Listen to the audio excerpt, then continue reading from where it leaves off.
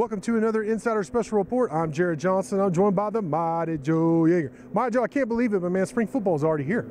Red Raiders open up spring ball Sunday. It'll be the first practice under new head coach Matt Wells and his staff. There is some excitement, some anticipation in terms of just how different it could be. So I guess that's where I want to start with you, Joe. How different do you think spring ball might be, and as far as how the program might be run under the new coaching staff? Well, I think probably more than anything, it's going to be just kind of the general atmosphere around the program. It starts with the head man, Matt Wells. In so many ways, he's sort of a night-day contrast with Cliff Kingsbury. So you're going to have that right there, and everything kind of flows down from the top guy. And they say that teams or programs take on the personality of the coach and so forth, and I believe there's real truth to that. There is, so that right there, Wells is going to sort of pervade the program, and that right there is just going to, I think there's going to be more pep in the step around this program, and a little more enthusiasm. It's obviously there's going to be quite a bit of schematic changes on both sides of the ball as well. I mean, you could X and O it all you want. So I'm expecting some pretty radical changes in that regard. Although, I mean, football is kind of football. It's kind of blocking and tackling, and slinging it around a little bit and catching it and running it. And, that sounds like Madden. We just slipped into a John Madden telecast. Bam! I'm expecting to see some running and passing and some blocking and the tackling as well. I hope some tackling. Right. It won't look that different in that regard. Football is football. But I think it's more of kind of an atmosphere thing. And as we see it over the course of spring ball, we'll be able to start making more sense out of what the schematic changes are actually going to look like. That's hard to get a grasp on just, first rattle out of the box. But, we'll get it figured out.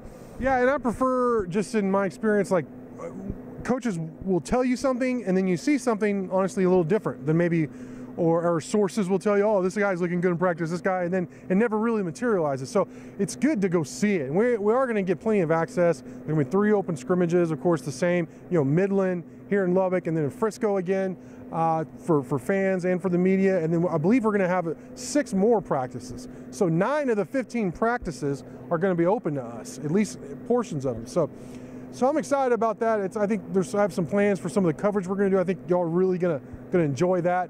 But for me, here's some things I'm looking for.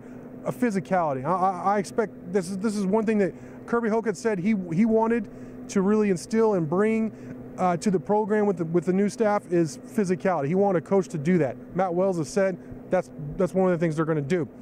Offensive coordinator David Yost has said they're going to run the ball more than perhaps we're used to. And one of the ways they're going to do that is by utilizing a tight end, which I can't wait to see as far as, for you X and O nerds like me out there, just how they're going to do that. How, they're going to be able to move a tight end around the formation and take advantage of numbers and angles and all that, the way they do that. So that'll be interesting to watch.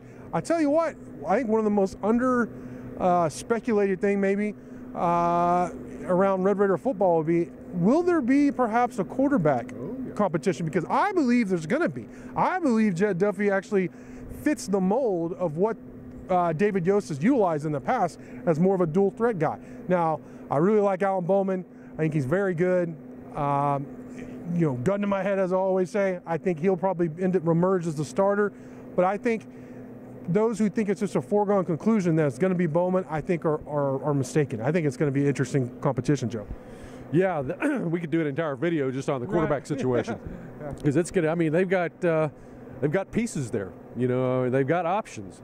But these options are very different, and how are they going to manage this? And you got to factor in the injury situation. Absolutely, which McLean is coming off of surgery, so he probably won't be available this spring. I don't know that for sure right now, but you would imagine, right? Right. And so, I mean, Jet is basically the only guy that has managed to stay pretty healthy. And, you've got to, when you're looking forward, projecting into the season and what you're going to do at that position, you have to factor in the injury. I mean, no matter how healthy anybody is right now, the fact of injuries and being recurring in the past, obviously with Bowman, with the pneumothorax, i.e. The collapsed lung.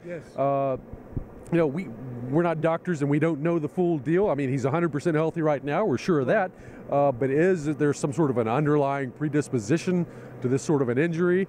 And if there is, then that's obviously something you have to take into consideration, which comes into play on how you develop your second guy, or if you really have an open competition, or if you want to make it all about Alan Bowman and everybody else is the backup. And then again, where McLean Carter figures in this as well, because you got to remember, he was your starter coming into last season. He was the starter for the opener and the season finale, because don't forget, Jet actually did get hurt and missed the finale with a knee injury. So health is absolutely going to play a major role in that quarterback competition, Joe. So, yeah. What about on the other side of the ball? One of the things that I found really interesting was on National Signing Day, when I asked defensive coordinator Keith Patterson about, look, man, well, you know, y'all didn't sign any safeties, and you lost several from that started and were major contributors from last season, or at least the team did. You know, basically, what are you going to do? And one of the things he mentioned, and I was expecting him to say, and he did say, look, we're going to look for grad transfers and such. But one of the things he said was the way the personnel was used, you know, before they got there is going to be different.